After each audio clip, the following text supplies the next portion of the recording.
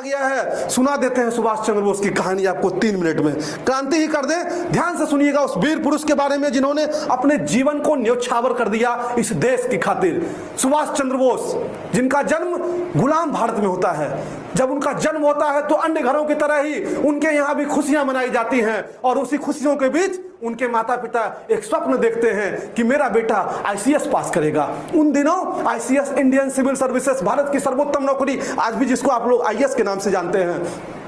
उनके पिता ने यह सपना देखा, लेकिन सुभाष जैसे जैसे बड़े हो रहे थे उनमें वकालत का कीड़ा काटता जा रहा था। कैसे? तो जब स्कूल में झगड़ा होता था तो वो जाते थे उसमें पंचायती करने, उसको सुलझाने। आप लोगों में से भी कई लोग एकदम पंचायती करते रहते होंगे 2-4 लोगों के झगड़े में, लेकिन ये सुभाष चंद्र बोस की कहानी है। तो सुभाष चंद्र बोस जो है वो पंचायती करते थे। इससे लगता था कि उनका झुकाव कहीं ना कहीं वकालत की ओर चलता जा रहा है। इनके पिता को बड़ा दुख होता था, क्योंकि इनके पिता ने ढिंढोरा पीट रखा था कि मेरा बेटा तो बनेगा आईसीएस, और इनके जो परिवार वाले थे वो ताना मारते रहते थे कि अब आपका बेटा क्या बनेगा आईसीएस, इसको तो पढ़ने लिखने में मन नहीं लगता है। जबकि सुभाष चंद्र बोस पढ़ने लिखने में सब दिन अच्छे थे, फिर भी इनका झुकाव आईसीएस की तरफ नहीं माना जा रहा था। इनके घर वाले ताना मारते रहते थे। एक बार घर में कोई पार्टी फंक्शन का आयोजन हो रहा था, और उस आयोजन में सुभाष चंद्र बोस जब आते हैं तो देखते हैं उनके पिता के ऊपर कोई ताना मार रहा है कि बन गया ना बेटा आईसीएस, बन गया बेटा आईसीएस। इस बात को सुभाष चंद्र बोस ने दिल पे ले लिया। उसके दिल में एक दर्द छुरी की तरह घुप गई ये बात, और सुभाष चंद्र बोस जाते हैं अपने मम्मी के पास। कहते हैं मम्मी मुझे तैयारी करने के लिए विलायत जाना है। विदेश को विलायत कहते थे ग्रामीण भाषा में। कहे मुझे विलायत जाना है तैयारी करने के लिए, आईसीएस की तैयारी मुझे करनी है। सुभाष चंद्र बोस के पिताजी को बिल्कुल यकीन नहीं था कि उनका बेटा आईसीएस के लिए मोटिवेट हो जाएगा।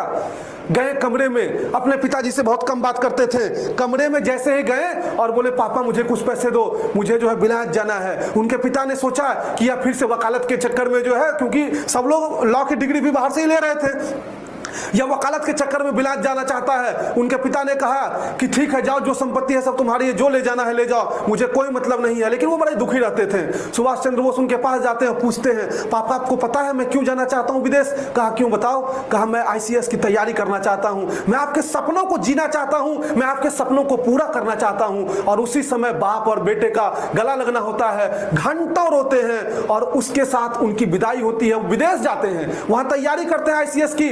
जिस कमरे में तैयारी करते थे कभी उस कमरे से वो निकलते नहीं थे। ऐसा माना जाता है कि 1 महीने सूर्य का दर्शन वो नहीं किए। और जब आईसीएस की परीक्षा हुई तो उसमें उनको रैंक 3 दिया गया। हालांकि यह माना जाता है कि वह प्रथम और सेकंड रैंक पे हो सकते थे, लेकिन अंग्रेजों को यह गवारा नहीं था कि कोई भारतीय उतने प्रतिष्ठित एग्जाम में रैंक 1 अचीव कर ले। रैंक 3 पे उनको रख तो दिया गया। उसके बाद सुभाष चंद्र बोस के घर में, आप लोगों के घर में भी मान लीजिए अगर ऐसा होगा तो खूब ढोल नगाड़े बजेंगे, पूरे घर में उत्सव बनाया गया, मिठाइयां बांटी गई कि सुभाष चंद्र बोस ने आईसीएस कंप्लीट कर लिया। जब नौकरी ज्वाइन करने की बात आई तो सुभाष चंद्र बोस आते हैं, ज्वाइनिंग लेटर को फाड़ के फेंक देते हैं, अपने जूते से घस देते हैं, कहते हैं मुझे नहीं ज्वाइन करना ये नौकरी। सब लोग स्तब्ध थे कि क्या हो गया, आईसीएस की नौकरी कौन छोड़ेगा? आज के डेट में आईएएस की नौकरी कौन छोड़ेगा? पूछा उन्होंने कि क्या बात है सुभाष? उनके पिता ने बताओ क्यों तुम उस नौकरी को छोड़ना चाहते हो? सुभाष ने कहा पिताजी आप मेरे एक सवाल का जवाब दे दीजिए, मैं आपकी बात मान लूंगा। उन्होंने कहा कि क्या बात है बताओ? तो इन्होंने कहा एक बात बताइए, अगर आपकी माँ पे कोई अत्याचार करे, आपकी माँ को कोई बुरी निगाह से देखे, तो क्या आप कभी उसके यहाँ नौकरी करना पसंद करेंगे? उनके पिताजी ने कहा बिल्कुल नहीं, मैं उसका जीभ खींच लूंगा।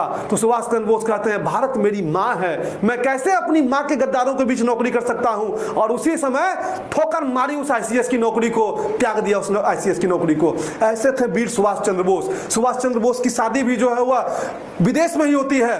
अटल बिहारी वाजपेयी की जब सरकार आती है तो पहली बार उनकी बेटी का जो है मिलना होता है सुभाष चंद्र उनके साथ, और उनको बताया जाता है कि कितना सम्मान जो है सुभाष बाबू का भारत में है। हालांकि उनका पूरा परिवार जो है आज भी इस बात से है कि कैसे उनकी मृत्यु हुई, इस बात पे न्याय के लिए फाइलें आज भी बंद हैं, लेकिन सुभाष चंद्र बोस की फाइलें बंद हो सकती हैं। सुभाष चंद्र बोस जो भारतीयों के दिल में है, उस दिल से निकालने वाला कोई नहीं है। जय सुभाष चंद्र बोस। सुभाष चंद्र बोस भारत के एक महान क्रांतिकारी नहीं, सच्चे अर्थों में भारत के सपूत और सच्चे अर्थों में भारत के नेता थे। ये मैंने आपको सिर्फ कहानी बताया, कोई हिस्टोरिकल पॉइंट नहीं बताया, क्योंकि कहानियां ज्यादा याद होती हैं। हिस्ट्री तो जब पढ़ाएंगे सुभाष बाबू तो आपको बताएंगे। कैसा लगा सुभाष चंद्र बोस की कहानी बताइए? रोआ खड़ा कर देने वाली सुभाष चंद्र बोस की कहानी है। अब देखिए